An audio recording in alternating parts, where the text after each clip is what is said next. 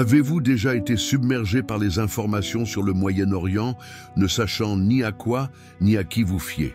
Aujourd'hui, je vous invite à prendre une grande inspiration et à voyager avec moi à travers le Moyen-Orient. Histoire complète de la guerre Iran-Israël selon la Bible. Ce ne sera pas une simple chronologie de bataille. Ce sera un voyage immersif qui relie les fils de votre propre incertitude aux pages anciennes des Écritures. Car derrière chaque gros titre se cache un battement de cœur humain, des familles inquiètes pour leur avenir, des personnes accablées de questions douloureuses. Y aura-t-il la paix pour mes enfants? Pourquoi tant de conflits? Voilà la blessure que nous partageons, et c'est précisément là que cette histoire touche notre plus profond besoin d'espoir. Tout au long de ce récit, vous découvrirez que la Bible ne se contente pas de diagnostiquer la racine du conflit, elle révèle aussi l'antidote. Vous verrez comment, au milieu des alliances brisées et des trahisons, surgit une promesse qui transcende la politique et nous invite à participer à la solution. Une paix qui ne dépend pas de traités, mais d'un roi qui écrit une fin différente. Préparez-vous à vivre un voyage qui vous fera reconnaître votre propre lutte, ressentir le poids des larmes des autres, et finalement, trouver le chemin lumineux que le ciel a prévu pour tous ceux qui aspirent à une véritable réconciliation. Avant de commencer cette vidéo, je voudrais vous demander quelque chose de très important.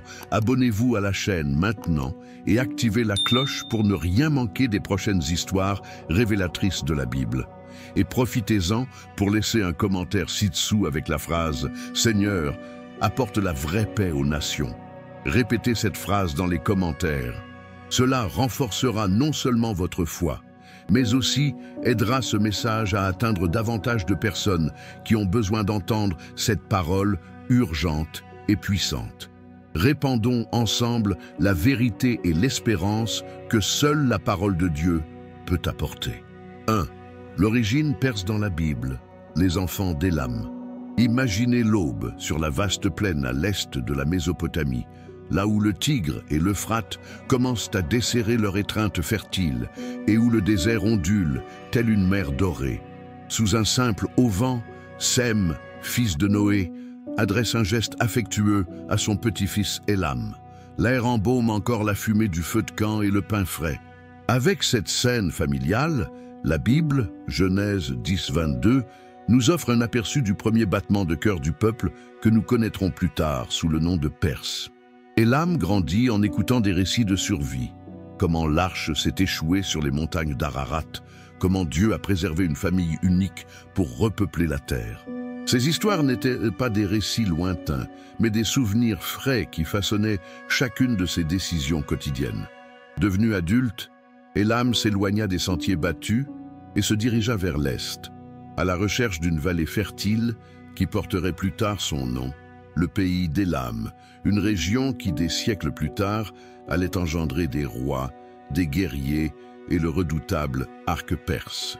Les tribus qui le suivent apprennent à vivre dans des climats extrêmes, étés caniculaires, hivers qui transpercent les tissus et provoquent des fissures.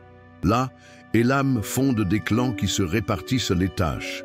Certains cultivent de l'orge près des cours d'eau, d'autres deviennent experts dans la forge de pointes de flèches en bronze. Chaque soir, ils se rassemblent autour d'un feu de joie et de la voix grave du patriarche rappelle la promesse de Dieu à Noé. « Je ne maudirai plus jamais la terre à cause de l'homme ». Au fil du temps, ses descendants commencèrent à commercer avec les caravanes akkadiennes et babyloniennes. Ils échangeaient céréales et minéraux contre des tissus teints et du cuivre. À leur insu, ils tissaient le réseau de routes qui allait plus tard transformer le plateau perse en porte d'entrée vers les empires. Pendant ce temps, les enfants, toujours curieux, apprirent à lire les étoiles et à inscrire des symboles cunéiformes sur des tablettes d'argile. Ainsi s'enracina la culture élamite qui allait plus tard ouvrir la voie à une lignée de rois puissants. Mais l'essentiel n'est pas perdu. Les anciens continuent de raconter la généalogie de Sem, nous rappelant que sa lignée est appelée à accomplir les desseins divins. Autour de chaque feu de camp résonne la certitude que bien que dispersés et variés, tous les peuples sont issus de la même famille.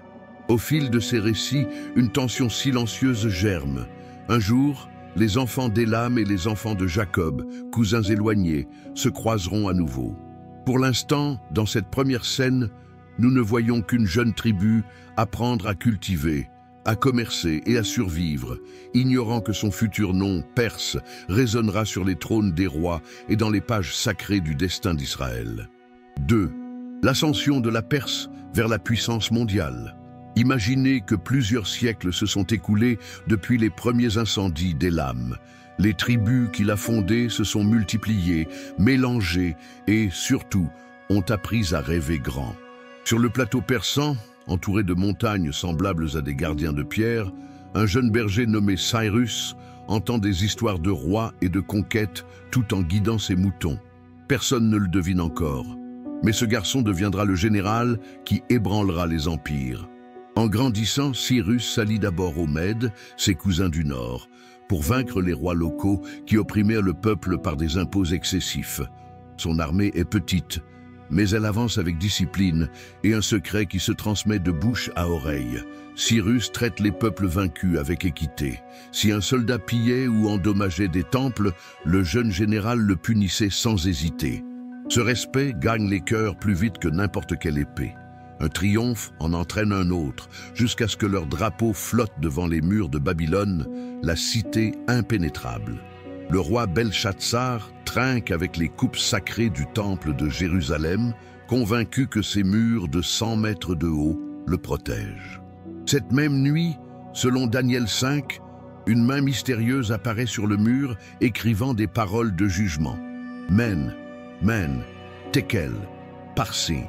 Tandis que les magiciens babyloniens cherchent des explications, les ingénieurs perses détournent le cours de l'Euphrate et avancent le long de son lit asséché sous les portes. Sans un tonnerre de bélier, Babylone s'effondre comme un géant essoufflé. À l'aube, Cyrus entre dans la ville d'un pas serein. Il ne brûle pas les temples et n'emprisonne pas les prêtres. Il signe un décret qui va changer l'histoire. Il autorise les exilés juifs à retourner dans leur pays et à reconstruire le temple. 2 Chroniques 36, Esdras 1. Les anciens des Hébreux qui se croyaient oubliés lèvent les yeux et voient dans le roi perse l'accomplissement de la prophétie d'Isaïe 45. Dieu l'appelle Mont Oint. Ainsi, la Perse, autrefois un groupe de tribus montagnardes, devint un empire s'étendant du Nil à l'Indus. Ces messagers empruntaient des routes nouvellement construites et à chaque poste, des chevaux étaient changés afin que les nouvelles puissent circuler rapidement. Cyrus organisa les provinces appelées satrapies et nomma des gouverneurs responsables devant un œil royal, des inspecteurs secrets chargés de faire respecter la justice. Aucun trône n'avait jamais fonctionné avec autant d'efficacité et de magnanimité. Pour Israël, l'ascension perse signifie plus qu'un changement de drapeau. C'est une seconde chance. Ceux qui ont pleuré au bord des fleuves de Babylone font leurs valises. Ils roulent des parchemins, aiguisent leurs pioches et s'attellent à reconstruire des rêves qu'ils croyaient enterrés. Pendant ce temps, la Perse célèbre un double triomphe, son expansion militaire et le respect des peuples conquis. Tout a commencé avec un berger qui a su écouter sa conscience et avec un décret qui a ouvert des portes que même les murs les plus épais ne pouvaient fermer. Et ainsi se termine cette époque. La Perse au sommet, Israël sur la voie du retour, et la scène est prête pour de nouveaux chapitres où les alliés d'aujourd'hui pourraient devenir des rivaux demain. 3. Cyrus, loin qui libère les Juifs. L'aube se lève dans un palais fraîchement conquis. Des torches scintillent sur des colonnes sculptées de lions ailés, et le nouveau roi perse, Cyrus, porte encore son armure poussiéreuse de la campagne. Soudain, il se souvient d'un parchemin que ses scribes lui avaient remis la veille, les prophéties d'Isaïe écrites 150 ans plus tôt, où, à sa grande surprise, apparaît son propre nom. Ainsi parle l'Éternel à son oint, à Cyrus. Je soumettrai les nations devant toi. Isaïe 45.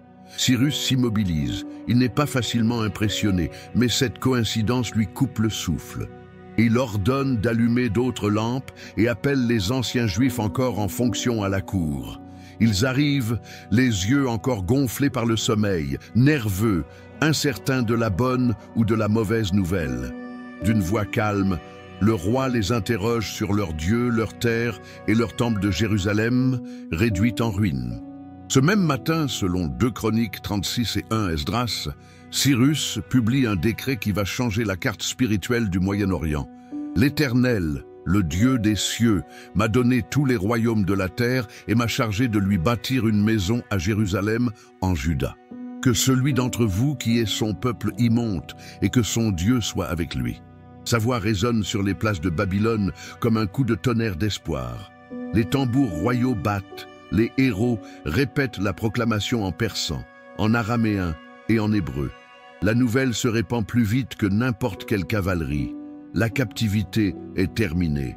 Un vieillard nommé Sheshbazzar organise la première caravane.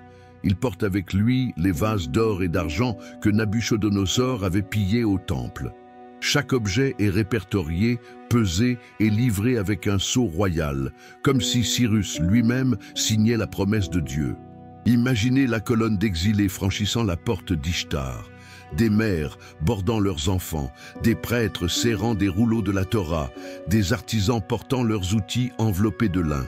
Au moment de leurs adieux, les murs de Babylone sont laissés derrière eux, et avec eux, 70 années de larmes. Le voyage sera ardu, près de 1000 kilomètres de désert, de rivières tumultueuses et de montagnes dénudées. Mais la joie les pousse à continuer. Chaque pas résonne comme un battement de cœur collectif annonçant une renaissance.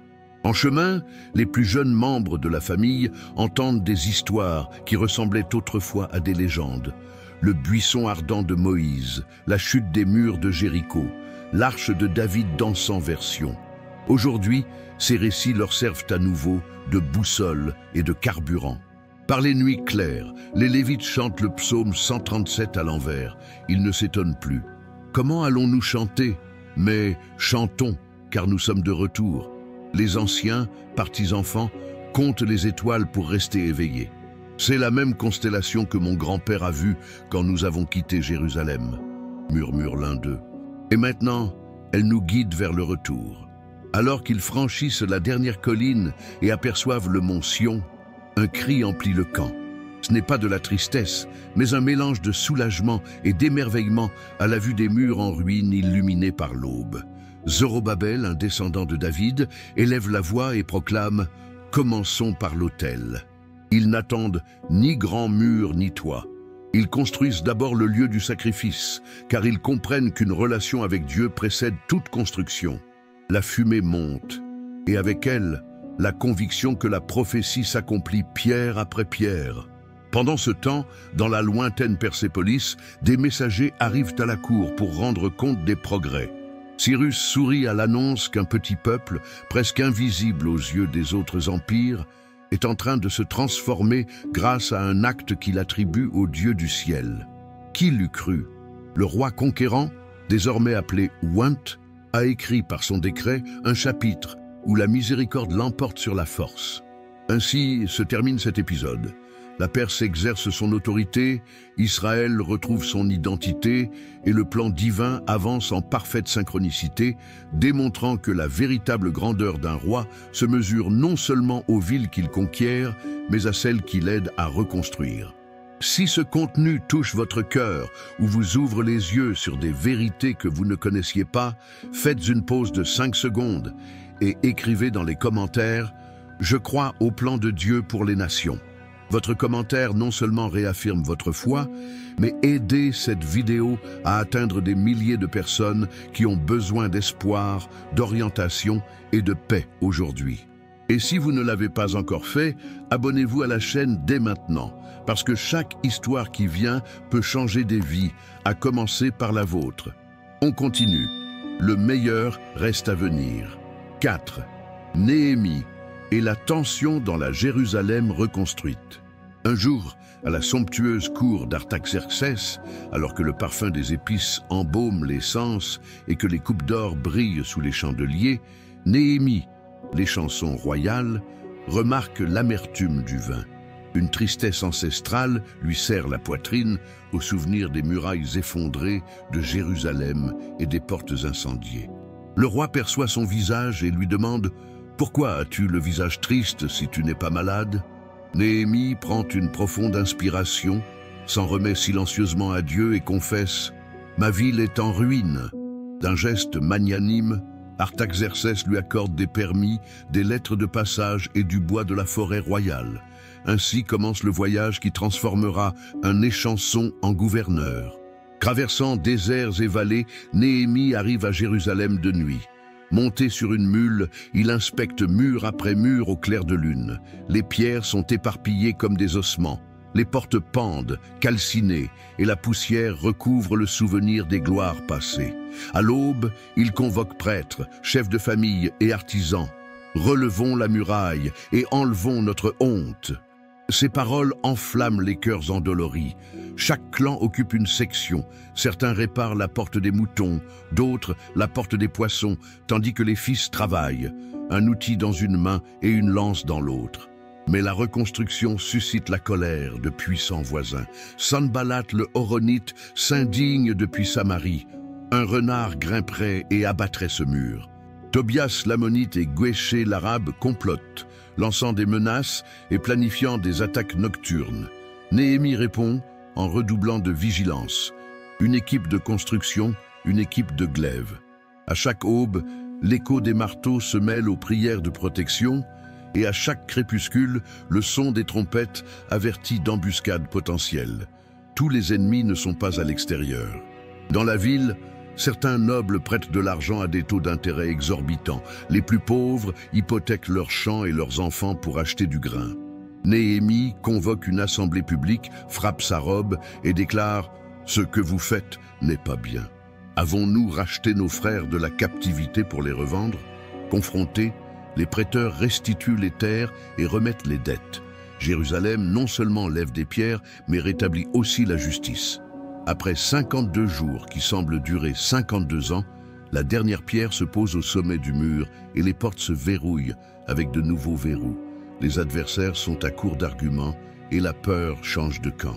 Sur une grande place, Esdras ouvre le rouleau de la loi. À ces mots, le peuple pleure, mais Néhémie encourage. Ne vous affligez pas, car la joie de l'Éternel est votre force. La fête des tabernacles est célébrée comme jamais depuis Josué. Des huttes de branchage couvrent les toits et les rires remplissent les rues comme un fleuve qui vient de se déchaîner. La tension, cependant, persiste sous la surface. Néhémie découvre des transactions secrètes avec Tobie et des salles du temple occupées par des étrangers. Il ferme les portes le jour du sabbat, éradique la corruption et rappelle au peuple son alliance avec Dieu. Alors Jérusalem se remet à vibrer, non seulement fortifiée, mais avec un cœur renouvelé. Les ombres de la Perse continuent de veiller, mais la ville sait désormais qu'elle est forte, non pas grâce à l'épaisseur de ses murs, mais parce que chaque pierre a été posée avec prière, sueur et un pacte indéfectible avec le Tout-Puissant. 5. Le complot d'Aman, tentative de génocide. Dans l'imposante capitale de Suse, les salles du palais résonnent de la musique et des célébrations incessantes du roi Assuérus, Xerxès Ier. Entre les colonnes de marbre blanc, un homme nommé Aman, descendant des Agagites, anciens ennemis d'Israël, gravit rapidement les échelons de la cour et devient Premier ministre.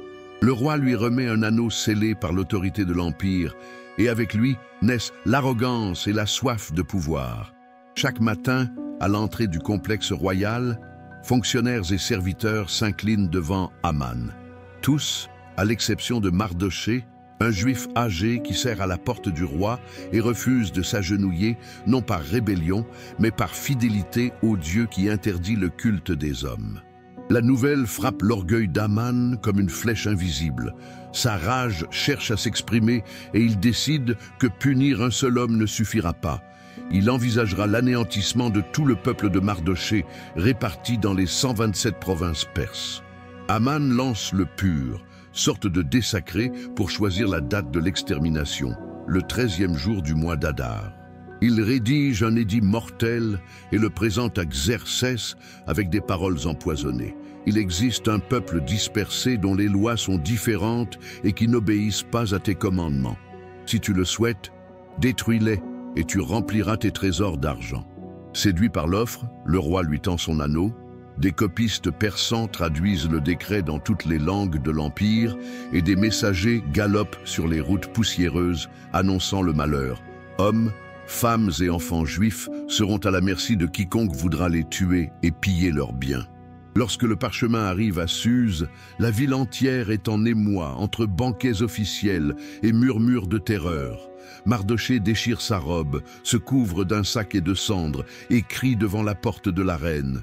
Dans le harem royal vit sa nièce adoptive, Esther, Hadassa, une jeune femme à la beauté captivante et au cœur inébranlable qui cache son identité juive depuis des mois. À la réception du message de son oncle, elle est paralysée. S'approcher du roi sans y être invité est passible de mort, à moins qu'il ne lui tende son sceptre d'or. Cependant, Mardochée lui rappelle « Qui sait si tu n'es pas monté sur le trône pour un temps comme celui-ci » Esther jeûne 3 jours avec ses servantes et adresse la même requête au peuple juif. 3 nuits sans pain ni eau purifient de l'âme, comme une infrarouge au fer. Le 3e jour, elle revêt ses vêtements royaux et emprunte le couloir d'albâtre en direction du trône. Chaque pas résonne comme un tambour dans sa poitrine. Le roi lève les yeux, surpris par son audace. Son regard s'adoucit et il tend son sceptre. D'une voix ferme, Esther invite Assuérus et Aman à un banquet privé le soir même. À table, le vin coule à flot, la lumière des lampes à huile danse sur les visages. Esther sourit, mais remet à plus tard sa demande d'un second banquet pour le lendemain. Aman part euphorique, convaincu que sa renommée grandit plus que jamais. Malgré cela, Mardochée, sans s'incliner, gâche sa soirée. De retour chez lui, sur les conseils de sa femme Zeresh, il ordonne la construction d'une potence de 25 mètres pour pendre le juif insolent. Cette même nuit, le roi n'arrive pas à dormir. Il ordonne la lecture des annales royales et découvre que Mardochée avait révélé un complot contre sa vie des années auparavant. À l'aube, il demande « Quel honneur a été rendu à cet homme ?» Rien ne se passe. Juste à ce moment, Aman arrive pour demander l'autorisation de pendre Mardochée. Xerxès demande « Que faut-il faire à l'homme que le roi souhaite honorer ?» Pensant qu'il s'agit de lui-même, Aman décrit un défilé royal avec un manteau de pourpre, un cheval et une proclamation publique. « Faites ceci à Mardochée », ordonne le roi. Aman, pâle, est contraint de mener son ennemi à travers la place, criant son honneur tandis que la potence attend dans sa cour. Lors du 2e banquet, le roi offre à Esther la moitié du royaume. Elle révèle son secret. « Je vends une partie des condamnés à mort, car nous sommes juifs. » Assuérus, furieux, exige de savoir qui a planifié une telle chose. Esther lui fait remarquer « Cet adversaire, c'est le méchant Aman. » La terreur fige le ministre. Salas s'agite, des gardes couvrent le visage d'Aman. L'un d'eux mentionne la potence nouvellement érigée. Xerxès prononce « Qu'on le pende là ». L'anneau royal change de main. Il passe à Mardochée, nouveau premier ministre. Mais l'édit de mort est irrévocable selon la loi perse. Esther et Mardochée rédigent alors un autre décret autorisant les Juifs à se défendre. Le 13 Adar, les ennemis qui espéraient une extermination facile rencontrent une résistance organisée. La terreur s'inverse. Finalement, Israël survit. Et le mois de deuil devient la fête de Pourim, commémorant que le pour, lancé par Haman, est devenu une forme de salut. Ainsi se conclut cet épisode. L'arrogance d'un homme provoque un décret de mort, le courage discret d'une femme l'inverse, et Dieu renverse le cours du destin sans transgresser ses propres lois. La Perse découvre qu'aucune lettre scellée ne peut arrêter la providence divine. Et Israël apprend que même en exil, aucun palais n'est hors d'atteinte de la foi. 6. Les visions de Daniel. Le bélier à 2 cornes.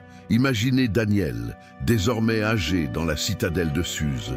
Il ne reste aucune trace du jeune homme qui interprétait les rêves de Nabuchodonosor. Ses cheveux sont argentés et ses genoux tremblent, mais son esprit brûle plus que jamais. Un soir, alors que le soleil se couche derrière les jardins suspendus, Daniel est transporté en vision sur les rives de l'Ulaï. Le murmure de l'eau se mêle à un silence surnaturel, comme si même les poissons retenaient leur souffle.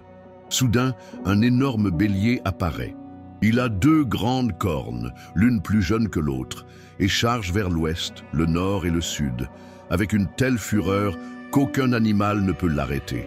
Les buissons se fendent, le lit de la rivière tremble, et les royaumes représentés par des bêtes plus petites fuient, terrifiés. Daniel observe le spectacle avec de grands yeux. Il sait que chaque détail est un message codé. Puis un bouc apparaît, venant de l'ouest, sans toucher terre, comme poussé par le vent lui-même. De son front jaillit une corne proéminente. À la vitesse de l'éclair, il charge le bélier, le renverse et le piétine.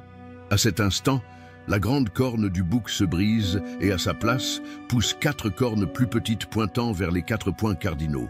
Daniel est pris de vertige, mais la vision ne s'arrête pas. De l'une de ses cornes jaillit une autre, petite au début, qui grandit jusqu'à défier le ciel, renversant des étoiles symboliques et profanant le lieu saint. Épuisé, Daniel cherche à comprendre et entend une voix provenant des eaux de l'Ulaï. Un ange, Gabriel, s'approche et lui touche l'épaule. D'un ton ferme, il interprète ce que ses yeux humains ne peuvent déchiffrer. Le bélier à 2 cornes est le royaume de Mède et de Perse, si indomptable que personne n'osera l'affronter à son apogée. La chèvre est l'empire de la Grèce et sa grande corne, Alexandre le Grand, qui va conquérir avec une rapidité étonnante. Les 4 cornes mineures sont les généraux qui diviseront son empire après sa mort.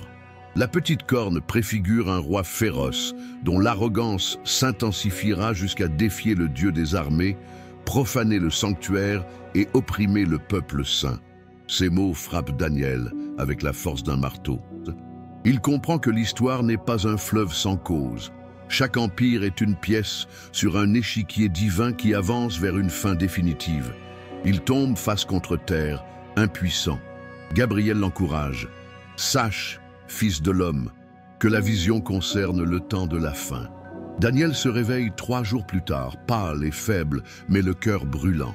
Il sait que la Perse, son actuel protecteur, deviendra un bélier conquérant, que la Grèce, encore une mosaïque de cités, deviendra un bouc agile, que sur les ruines de ces empires, d'autres s'élèveront, préparant le terrain à des batailles encore plus épiques.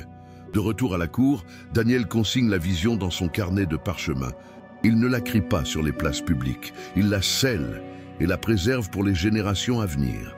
Mais chaque fois qu'il voit les bannières perses flotter à l'horizon, il se souvient du bélier et tremble. Il comprend que la véritable guerre entre l'Iran, la Perse, et Israël ne commencera pas par des épées, mais par l'arrogance de royaumes qui se dresseront contre le dessein de Dieu. Et même si les spectateurs de son temps ne le comprennent pas, Daniel lance un avertissement. Les empires passent, le Très-Haut demeure. 7.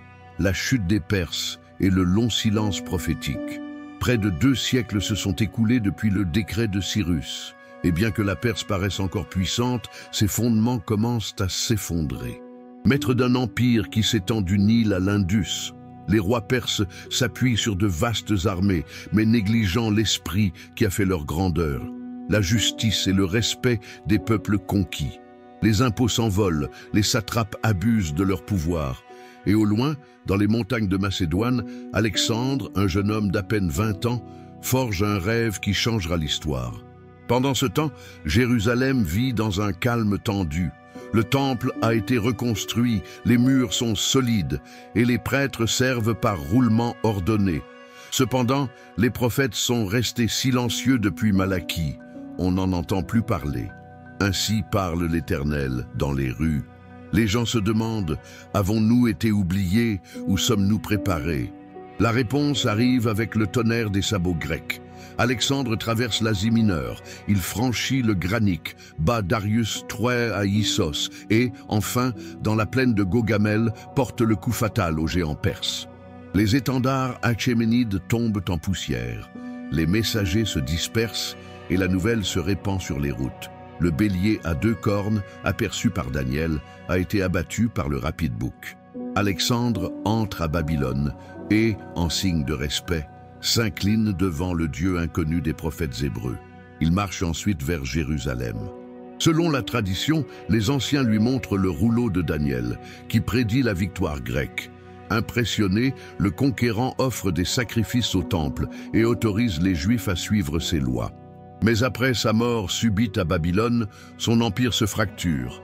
4 généraux apparaissent, exactement comme les 4 cornes mineures de la vision, et la Palestine se retrouve coincée entre les Ptolémées d'Égypte et les Séleucides de Syrie. À Jérusalem, les luttes de pouvoir éclatent rapidement. Le grand sacerdoce est vendu aux enchères aux plus offrants. Les coutumes grecques s'infiltrent sur les marchés et l'identité hébraïque commence à se dissoudre. Pourtant, le ciel reste silencieux. Personne n'apparaît d'une voix tonitruante pour dénoncer la corruption ou réconforter les fidèles. Pendant près de 400 ans, une période plus longue que l'esclavage en Égypte, Dieu semble parler par l'attente, forgeant le caractère d'un peuple qui s'accroche à la Torah comme un naufragé à une planche. Ce silence prophétique n'est pas vide, c'est un creuset.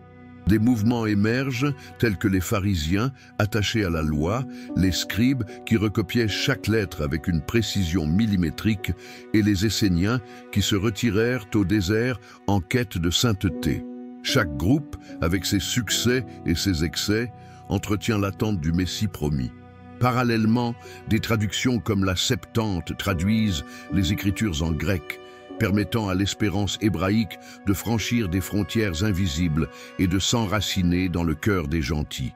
Alors que la Perse s'affaiblit et que la Grèce est anéantie, le peuple d'Israël apprend que sa force ne réside pas dans les rois humains, mais dans la parole qui, bien que silencieuse, demeure.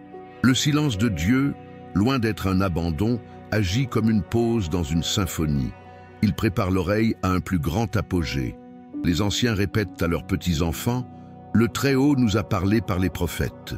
Maintenant, taisez-vous, afin que nous apprenions à écouter avec plus de respect. » Et dans ce silence sacré, l'écho des visions de Daniel continue de résonner. Les empires disparaissent, le dessein divin progresse. Ainsi s'achève cette époque. La Perse tombe, la Grèce se relève et s'effondre, et au milieu des décombres, Israël se tient debout, attendant la prochaine parole du ciel. Car, même lorsqu'aucune voix ne se fait entendre, l'histoire avance vers un moment précis où le silence sera rompu par l'annonce d'un ange, ouvrant le chapitre le plus décisif de tous. Si cette histoire vous choque, faites une pause et commentez maintenant: Dieu a le contrôle, même au milieu de la guerre. Écrivez cette phrase dans les commentaires et répétez-la avec foi. Ce faisant, non seulement vous réaffirmez votre confiance en Dieu, mais vous aidez également ce message à atteindre davantage de personnes qui recherchent des réponses et du réconfort. Et si vous n'êtes pas encore abonné, c'est le moment idéal. Abonnez-vous à la chaîne, activez les notifications et faites partie de cette communauté qui aime la vérité de la parole. Revenons à l'histoire, car ce qui suit est encore plus révélateur. 8. Ézéchiel 38-39. La Perse s'allie à Gog contre Israël. C'est une soirée froide sur les rives du fleuve Kébar, à Babylone. Le prophète Ézéchiel, déjà endurci par des années d'exil, sent le vent tourner, ce murmure inconfortable qui précède une révélation. Soudain, le ciel s'ouvre comme un rideau, et la voix de l'Éternel se fait entendre. « Fils de l'homme, tourne ton visage vers Gog, du pays de Magog. » Ézéchiel tremble, car il comprend qu'il va recevoir un message pour des temps lointains, au-delà des rois qui gouvernent son présent. Dans la vision, le prophète contemple une carte suspendue dans les airs. Au nord d'Israël, un colosse nommé Gog surgit, prince de Roche, Méchec et Tubal. Ses bannières, noires comme la tempête, flottent silencieusement, annonçant une ambition démesurée. Mais Gog ne marche pas seul. À ses côtés marchent la Perse, l'Éthiopie et Put, des noms que les Hébreux reconnaissent immédiatement. La Perse, ce même empire qui a autrefois accordé la liberté, l'Éthiopie, les groupes ethniques lointains du sud, et Put, les tribus belligérantes de l'ouest. Le message d'Ézéchiel est clair, l'ancien allié deviendra l'un des membres d'une sombre coalition. Le prophète observe ses armées se préparer. Les forgerons forgent des fers de lance chauffés au rouge, les chariots chargés de boucliers grincent, les archers perses tendent des cordes fraîchement cirées, les cavaliers s'entraînent sur des chevaux qui hennissent avec impatience. Le vacarme résonne comme des tambours tonitruants. Et pourtant Israël semble vivre avec assurance, habitant de villages sans murs, dit la prophétie. Il est comme une ville aux portes ouvertes, jouissant d'un répit après des siècles de guerre. Gog appelle ses alliés par des paroles enflammées « Allons attaquer le pays sans défense, pillons et pillons ». La Perse, forte de sa vieille fierté impériale, y voit une occasion de reconquérir sa gloire. Les nations voisines voient des richesses. D'autres cèdent simplement à la peur. Ainsi, une immense armée se forme, comme un nuage qui couvre la terre. La vision d'Ézéchiel devient presque cinématographique. Les casques brillent sous un soleil pâle. Les bannières s'alignent en rangées interminables. La terre gronde sous la marche de milliers de soldats. Mais le scénario divin prend une tournure inattendue. Dieu déclare « Je me lèverai avec fureur dans ma colère, et il y aura un grand tremblement de terre. » Sous les yeux du prophète, les collines tremblent, les murs des forteresses se fissurent, et même les poissons de la mer ressentent les secousses. La panique s'infiltre dans les rangs ennemis. La confusion les pousse à se retourner les uns contre les autres. La Perse, l'Éthiopie, Put et Gog lui-même se blessent mutuellement, comme si la main invisible du Créateur avait dirigé vers l'intérieur la boussole de sa colère. Puis la grêle, le feu et le soufre tombent du ciel, non pas de simples morceaux de glace, mais des projectiles incandescents qui fracassent les béliers et consument les chars. Ézéchiel décrit l'odeur de fumée et la terre trempée par la pluie et les cendres. Finalement, le champ est couvert de boucliers, de casques et de lances brisées. « Ils sauront que je suis l'Éternel », fait écho la voix qui couvre le vacarme.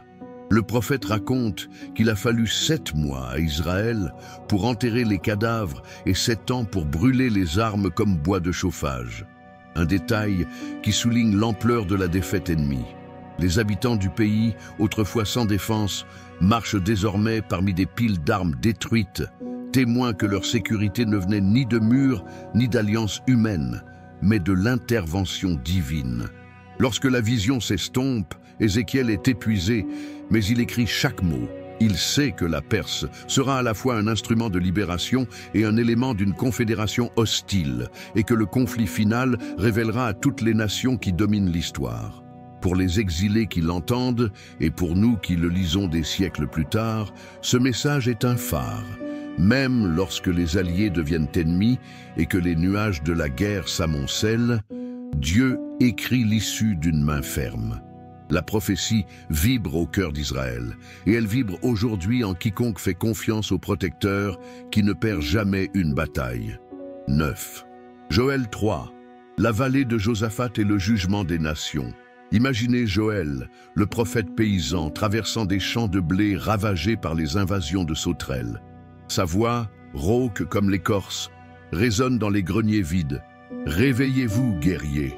Forgez vos socs de charrue en épée et vos serpents-lances. » Non, il ne parle pas d'une bataille locale. Il convoque toutes les nations à un jugement cosmique qui aura lieu dans un lieu qui porte son nom. La vallée de Josaphat, la vallée où l'Éternel juge. Imaginez la vallée à l'aube. C'est une vallée étroite qui épouse les pentes du mont des Oliviers et descend jusqu'au rempart de Jérusalem. Là où aujourd'hui les chèvres broutent l'herbe sèche, Joël voit des foules compactes comme du grain dans un pressoir. Parmi elles, il distingue les bannières de la Perse flottant aux côtés de celles d'autres puissances. Des mercenaires couchites armés de longues lances, des archers de Put aux carquois bien garnis et des cavaliers de Méchec aux casques étincelants. Tous répondent au même appel, sans savoir qu'ils viennent non pas pour vaincre, mais pour être jugés. L'air s'épaissit. Joël décrit comment le soleil pâlit et la lune rougit, comme si le ciel lui-même retenait son souffle. Puis, le tonnerre retentit, le rugissement du Seigneur, venu de Sion. La terre tremble, les rochers se fissurent et des colonnes de poussière s'élèvent comme le grognement d'un géant. Les lances tremblent dans les mains moites. Les généraux perses, qui se croyaient maîtres du destin, se regardent sans voix. La vallée devient un pressoir où le vin représente le sang de l'orgueil humain. Mettez la faucille, car la moisson est mûre. Au milieu du chaos, Joël lance une note d'espoir pour Israël. Tandis que les nations chancellent, le Seigneur sera un refuge pour son peuple et une forteresse pour les fils de Jacob. Jérusalem, assiégée à maintes reprises au fil des siècles, se dresse désormais telle une forteresse sûre, rayonnant d'une lumière qui ne vient pas de torches, mais de la présence divine. Les rivières à sec coulent à nouveau. Le figuier reverdit et les greniers se remplissent de blé doré, symbole tangible de la restauration. Le chapitre se termine par un contraste saisissant. Les épées qui cherchaient à vaincre se transforment en fer rouillé sous un ciel clair. Les voix qui criaient « Victoire » se transforment en un murmure d'étonnement devant la justice divine. Joël ne laisse aucune place au doute. Le dernier mot n'appartient ni à la Perse, ni à aucune coalition, mais au juge qui convoque, évalue et prononce le destin. Ainsi, la vallée de Josaphat reste gravée dans l'esprit de chaque auditeur comme un rappel solennel. Toute nation, aussi invincible puisse-t-elle paraître, devra un jour rendre des comptes. Pour Israël, et pour quiconque cherche refuge, la leçon est claire. Lorsque le lion de Sion rugit, les murs les plus solides ne sont pas de pierre, mais d'obéissance et de confiance dans le Très-Haut. 10. Zacharie, 12, 14.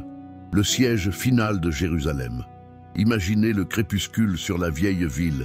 Les dômes reflètent les derniers rayons du soleil et un silence tendu s'étend comme une couverture. Soudain, les collines entourant Jérusalem se couvrent de bannières étrangères. Parmi elles, les couleurs de la Perse émergent, mêlées aux drapeaux de nombreuses nations. Le prophète Zacharie avait vu cette scène des siècles plus tôt et l'avait décrite avec des paroles bouleversantes. « Je ferai de Jérusalem une coupe qui ébranlera tous les peuples d'alentour. Toutes les nations de la terre se rassembleront contre elle. » Les troupes avancent au son sourd des tambours, les béliers frappent les portes, les murs tremblent. À l'intérieur, les habitants ressentent la même terreur que leurs ancêtres avant Babylone. Mais cette fois, l'histoire va changer. Dieu promet de transformer Jérusalem en une pierre lourde. Quiconque tentera de la déplacer se blessera. En pratique, cela signifie le chaos dans le camp ennemi. Les archers perses découvrent leurs flèches égarées. Les chevaux se cabrent sans raison, et les commandants crient des ordres que personne ne comprend, comme si un brouillard de confusion obscurcissait leurs esprits. Alors que le siège se resserre, un nouveau miracle se produit dans la ville, l'esprit de grâce et de supplication s'abat sur les habitants. Hommes et femmes, jeunes et vieux, poussent un cri unanime. « Seigneur, sauve-nous !» Leur cri n'est pas celui de la défaite, mais celui de la reconnaissance. Zacharie anticipe qu'ils regarderont celui qu'ils ont transpercé et le pleureront comme un fils unique. C'est la douleur qui purifie le cœur et ouvre la porte du salut. Puis vient ce jour-là, une expression que Zacharie répète comme une cloche prophétique. Le mont des Oliviers, à l'est de la ville, se fend en deux dans un grondement qui secoue la poussière des siècles. Une vallée soudaine s'ouvre. Les habitants s'échappent par le gouffre comme leur père en traversant la mer Rouge. Le Seigneur lui-même combat. Son pied touche la montagne, sa voix tonne sur les hordes et une panique divine pousse les nations à s'affronter. La Perse, autrefois libératrice puis menaçante, se retrouve prise dans la même tourmente qu'elle a contribué à déclencher. Zacharie décrit les plaies qui désintègrent les armures, les yeux qui se ratatinent dans leurs orbites et les chevaux qui s'effondrent.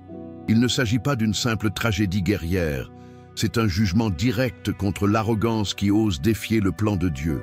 Lorsque la poussière retombe, ceux qui restent parmi les nations montent à Jérusalem chaque année pour célébrer la fête des tabernacles, reconnaissant ainsi que le roi a établi son trône. La ville, autrefois assiégée, déborde aujourd'hui d'une eau vive qui coule d'est en ouest, guérissant vallées et déserts. Et sur les cloches des chevaux, symbole de puissance militaire, une inscription unique dit « Consacré à l'Éternel ». Tout, du plus humble pot au bouclier des guerriers, est consacré. Ainsi se conclut le siège final. Jérusalem ne tombe pas, les nations se rendent. La leçon est claire pour tout spectateur, que ce soit au 20 siècle avant JKC Ou au XXIe siècle, lorsque Dieu décide de défendre son dessein, même la coalition la plus redoutable se brise. Et pour ceux qui lui font confiance, la nuit la plus sombre peut soudain se transformer en une aube de gloire. 11. Jésus et les signes de guerre. Le soir tombe sur le mont des Oliviers et l'air chaud porte le parfum des oliviers fraîchement secoués. De là, Jésus contemple le temple resplendissant de lumière dorée. Les disciples, émerveillés, lui montrent les gigantesques pierres blanches et les ornements étincelants. Avec une sérénité inattendue, il répond « Voyez-vous tout cela? Il ne restera pas pierre sur pierre, tout sera renversé. » Le silence s'épaissit. Le craquement d'une branche résonne comme le tonnerre. Déjà assis sur la montagne, Pierre, Jean, Jacques et André, le cœur encore lourd, lui demandent à voix basse « Dis-nous, quand cela arrivera-t-il? Et quel sera le signe de ton avènement et de la fin des temps ?» Jésus lève les yeux vers un horizon apparemment calme, mais qui, dans sa vision prophétique, est rempli de tempêtes. Il commence à décrire un panorama qui relie passé, présent et futur, comme s'il déroulait devant ses yeux un rouleau invisible. Il met d'abord en garde contre les tromperies spirituelles. Beaucoup viendront sous mon nom disant « Je suis le Christ » et ils séduiront beaucoup de gens. Ces paroles résonnent dans un monde qui a déjà vu de faux messies et en verra d'autres, promettant la paix tout en semant la confusion. Puis, d'un ton ferme, il décrit une géopolitique instable. Vous entendrez parler de guerre et de bruit de guerre. Une nation s'élèvera contre une nation et un royaume contre un royaume. Mais ses disciples pensent à Rome et au soulèvement juif. Mais Jésus voit au-delà, vers des coalitions modernes, des technologies de guerre et des tensions inimaginables.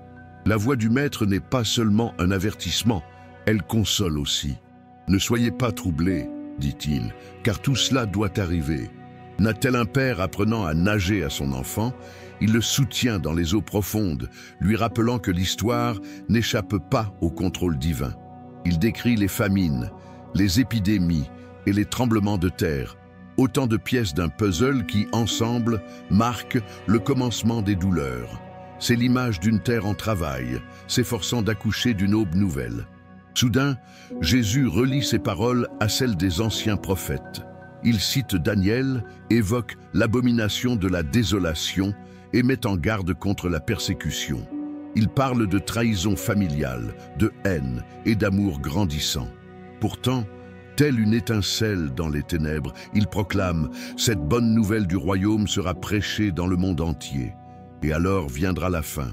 La même bouche qui décrit les bouleversements mondiaux annonce l'expansion irrésistible de l'espoir. Les disciples, stupéfaits, voient la lune briller sur Jérusalem et ressentent le poids de l'histoire à venir. Jésus conclut par la parabole du figuier. Lorsque ses branches deviennent tendres et poussent des feuilles, vous savez que l'été est proche. Ainsi, les germes des guerres, des tremblements de terre et des faux Christ ne sont pas la mort du monde, mais des signes que le roi est à la porte.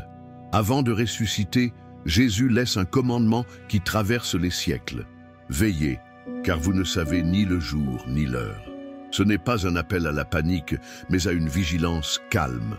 Pour les premiers auditeurs, et pour nous aujourd'hui, ces paroles sont un phare dans les nuits de manchettes alarmantes et de conflits apparemment sans fin. Nous nous souvenons que celui qui a parlé est le même qui a calmé les tempêtes par un ordre et ressuscité les morts par un murmure. S'il règne sur les vents et les siècles, il peut aussi soutenir quiconque se confie en sa voix lorsque les tambours de la guerre grondent à l'horizon. Attendez une minute, arrêtez-vous quelques secondes. Si ce message touche votre âme, écrivez dans les commentaires. Même s'il y a la guerre, mon espoir est en Dieu. Oui, écris cette phrase maintenant. Pourquoi? Parce que, en laissant votre commentaire, vous aidez cette vidéo à atteindre de nombreuses autres personnes qui ont également besoin d'entendre cette parole de vie et de vérité. Et si vous ne l'avez pas encore fait, abonnez-vous à la chaîne dès maintenant. Chaque clic, chaque mot, chaque prière partagée peut transformer une vie. Nous poursuivons cette histoire poignante. La suite vous surprendra. 12. Apocalypse 16. Les rois de l'Orient marchent vers Armagédon. Imaginez l'apôtre Jean un vieil homme exilé sur l'île rocheuse de Patmos. Une nuit, alors qu'il prie dans sa grotte, éclairé par la faible flamme d'une lampe à huile, il entend un rugissement semblable au fracas des eaux. Les cieux s'ouvrent devant ses yeux et il contemple 7 anges portant des coupes brillantes.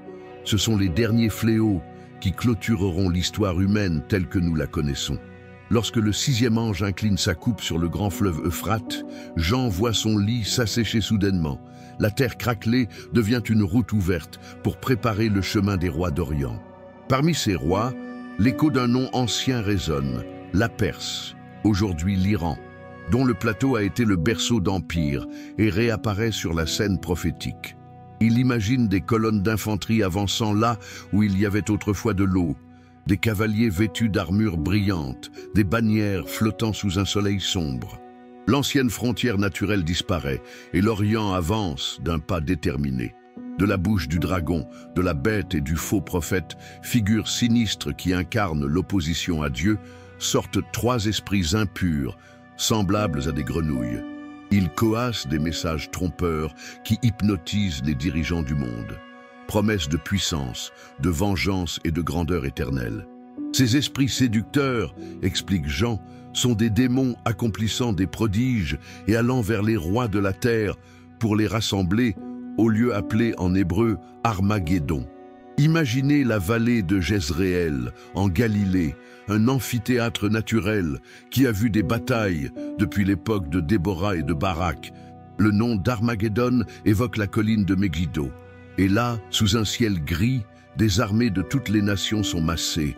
Vous voyez des chars blindés là où galopaient autrefois des chevaux, des avions rugissant là où criaient autrefois des faucons.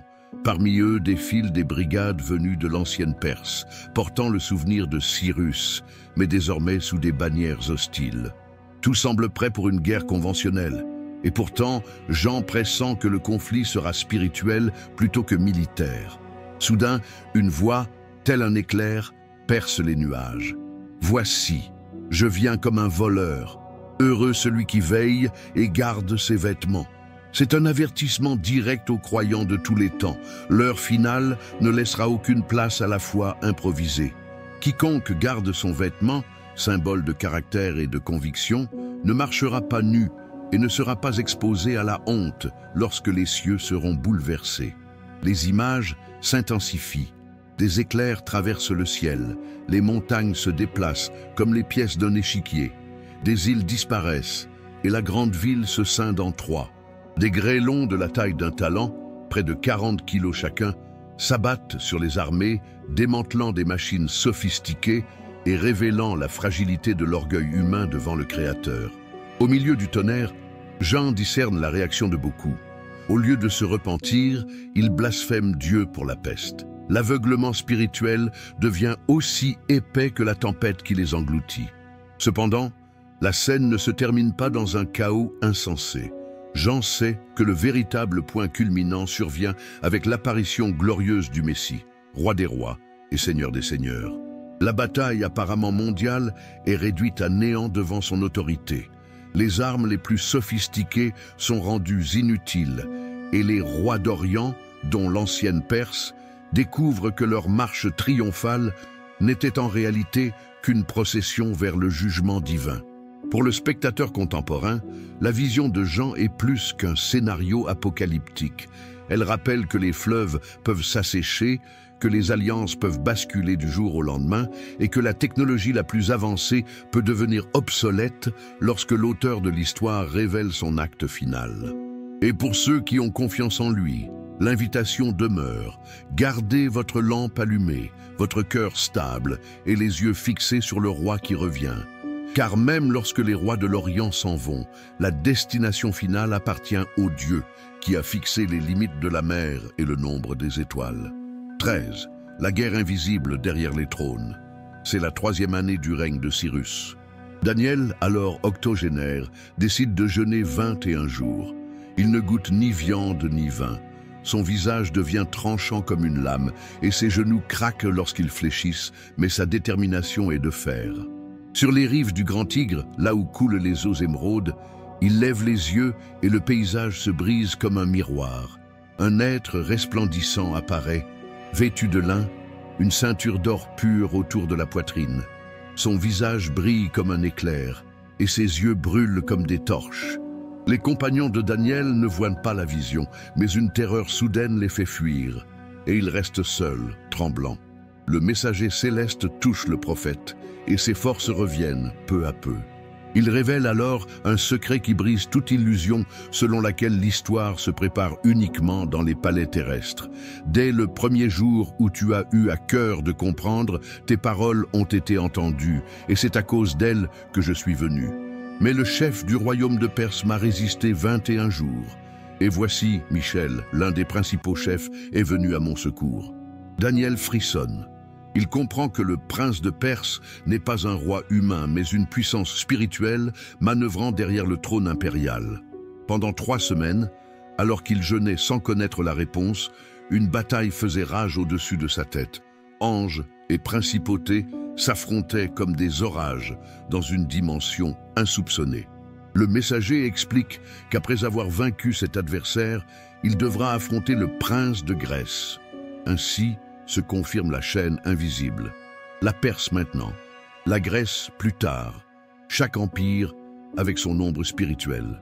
D'une voix qui résonne comme une foule, l'être décrit un livre de vérité, un registre où sont déjà inscrites les guerres à venir, les alliances à signer, les trahisons à entacher les parchemins.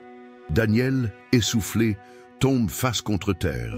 Le messager le relève et le fortifie d'un toucher. « Bien-aimé, n'aie pas peur, la paix soit avec toi. » Le prophète apprend que les réponses tardent, non pas parce que le ciel est sourd, mais parce que des conflits se livrent que les sens terrestres ne peuvent percevoir. Cette scène révèle les secrets de l'histoire, tandis que les rois planifient des campagnes et que les scribes scellent des décrets, des forces invisibles accélèrent ou ralentissent les événements. La Perse, qui un jour a libéré les Juifs et qui un autre jour conspirera contre eux, n'est qu'une pièce sur un échiquier plus vaste. Daniel, apprenant cela, n'est pas paralysé. Au contraire, il redouble de prières. Il comprend que, si la guerre est spirituelle, l'arme la plus efficace l'est aussi. Pour les téléspectateurs d'aujourd'hui, le message résonne avec la même urgence. Derrière les gros titres, les sommets diplomatiques et les traités signés entre l'Iran et Israël, des courants spirituels influencent les passions et les décisions. Mais la vision se termine sur une note d'espoir. Michel, le défenseur d'Israël, n'a perdu aucune bataille. Chaque intercession sincère, chaque appel à la justice, constitue une offensive silencieuse qui, au final, fait pencher la balance en faveur du plan de Dieu. Daniel sort de transe épuisé, mais la colonne vertébrale plus droite que jamais. Il garde ces mots dans son cœur et continue de prier, sachant que, même si le sable du sablier prophétique continue de couler, le dernier mot ne sera pas prononcé par un empire terrestre, mais par le capitaine des armées célestes. 14. La victoire messianique et la fin de l'alliance contre Israël. Le rideau se lève sur le dernier acte de l'histoire humaine. Après la guerre invisible entrevue par Daniel, les armées de Gog, de Perse et de leurs alliés sont prisonnières de leur propre confusion. Pourtant, la coalition vibre encore, meurtrie mais déterminée, et masse ses forces dans la vallée de Jezréel, convaincue qu'un coup de plus suffira à rayer Israël de la carte. Les nuages tourbillonnent d'un gris électrique, l'air sent l'ozone et le destin. Soudain, le ciel se déchire d'est en ouest comme un parchemin enflammé. Jean le décrira des siècles plus tard. « Je vis le ciel ouvert, et voici parut un cheval blanc. Celui qui le montait s'appelle Fidèle et Véritable.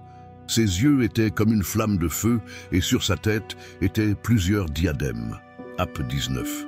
Les soldats perses, aguerris par d'innombrables batailles, furent stupéfaits à cette vue. Ce n'était ni une comète, ni une arme secrète. C'était le Messie promis, celui qui foule la cuve de la colère divine avec un manteau trempé de sang. Non pas celui des autres, mais le sien, versé des siècles plus tôt sur une croix. Des trompettes retentissent, comme aucune armée terrestre n'en a forgé. Leurs notes ébranlent la moelle et font trembler les collines. Les rois de la terre, cuirasses étincelantes et bannières en lambeaux, brandissent leurs épées, mais leurs tranchants semblent d'étain comparés à la splendeur qui émane de la parole de Dieu. Le cavalier n'avance pas seul. Derrière lui marchent des armées célestes vêtues de fin lin, blanc et pur. Elle ne porte ni bouclier, ni catapulte, car sa parole seule suffit à renverser les fortifications de l'orgueil. En un instant, apparemment éternel, la prophétie d'Ézéchiel 39 s'accomplit. Dieu appelle les oiseaux charognards au grand sacrifice sur les montagnes d'Israël. Le conflit, que les nations avaient planifié comme une campagne éclair, s'effondre devant la voix qui ordonnait autrefois que la lumière soit. Les arcs se brisent, les lances volent en éclats, et les chars les plus modernes sont réduits en miettes sous des grêlons ardents. Le chef de la Confédération, Gog, tombe, et avec lui l'Alliance s'écroule, telle une tour en pièces déséquilibrée. Israël, assiégé et presque essoufflé, contemple le miracle, les yeux embués de larmes. Ils n'ont utilisé aucune stratégie tactique ni alliance politique. Leur seule défense était la fidélité du Dieu qui respecte les alliances antiques. Dans le silence qui suit le tonnerre, le peuple se prosterne face contre terre. Il comprend que le même roi qu'il avait autrefois rejeté est revenu pour le délivrer, et la promesse de Zacharie s'accomplit. « Je répandrai sur la maison de David et sur les habitants de Jérusalem un esprit de grâce et de supplication. » Alors que les armées ennemies sont dispersées comme de la paille au vent, le Messie ordonne une purification totale. Les armes restantes brûlent pendant 7 ans, non pas pour célébrer la destruction, mais pour effacer toute trace de violence de la terre qu'il appelle sainte. Les montagnes verdissent à nouveau.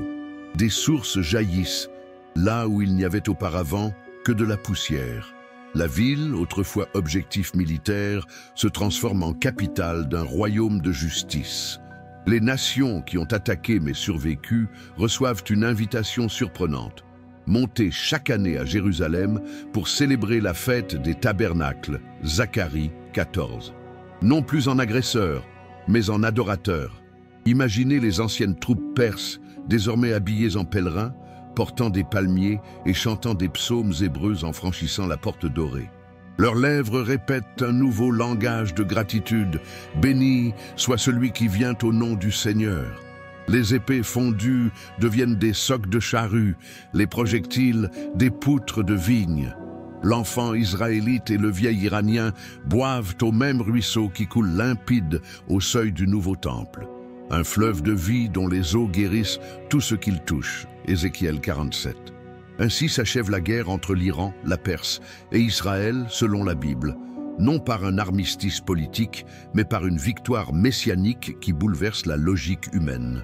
Le dessein divin triomphe, l'ennemi devient un invité, et la terre entonne un chant à la fois ancien et nouveau.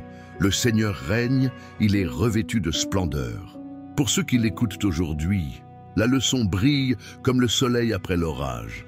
La puissance la plus dévastatrice n'est pas celle des armées, mais celle d'un royaume qui conquiert par la justice, restaure par la miséricorde et couronne l'histoire d'un shalom inébranlable. 15. Nouveau ciel, nouvelle terre, la paix qui éclipse toute guerre. Imaginez que la dernière trompette se soit déjà tue et que le rugissement de la bataille se soit estompé comme un écho lointain. L'apôtre Jean décrit la scène finale dans Apocalypse 21-22. « Je vis un nouveau ciel et une nouvelle terre, car le premier ciel et la première terre avaient disparu. Il n'y a plus de décombres de Jérusalem assiégée, ni de traces des armées perses. Le paysage tout entier, des montagnes de Juda jusqu'aux confins de l'Orient, resplendit d'une clarté qu'aucune aube terrestre n'a jamais égalée. Au centre s'élève la nouvelle Jérusalem, descendant du ciel, telle une mariée parée pour son époux. Ses murs resplendissent de jaspe translucide. Ses portes scintillent de perles géantes et ses rues sont d'un or si pur qu'il ressemble à du cristal liquide. Mais le plus frappant n'est pas l'architecture, mais l'absence de temple. Jean entend une voix proclamer « Le Seigneur Dieu Tout-Puissant et l'agneau sont son temple ».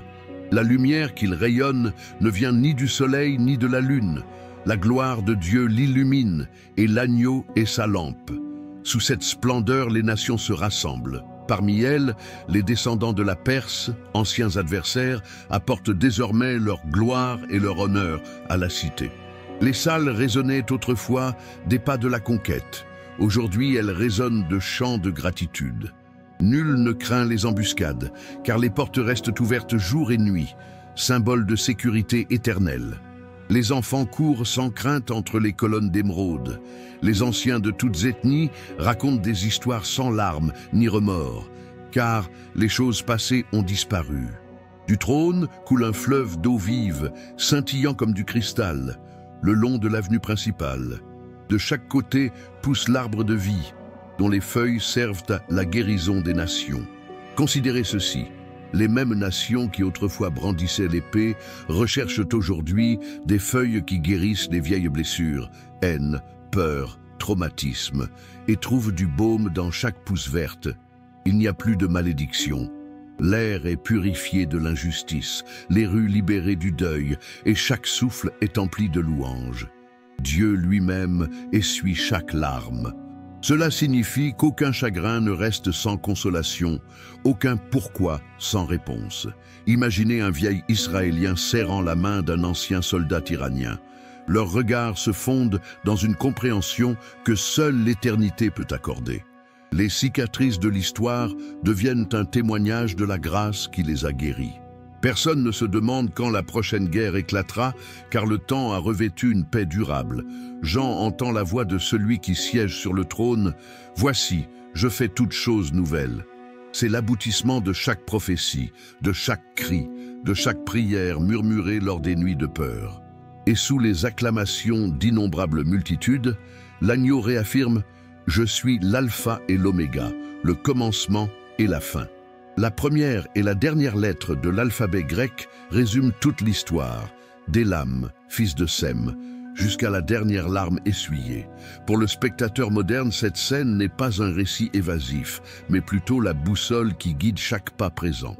Elle affirme que toute douleur a une date d'expiration et que la justice, loin d'être une utopie, attend sa pleine manifestation. Elle nous invite à vivre avec un espoir actif, à forger la paix là où subsistent des fissures, sachant qu'un jour la lumière définitive effacera même l'ombre la plus tenace.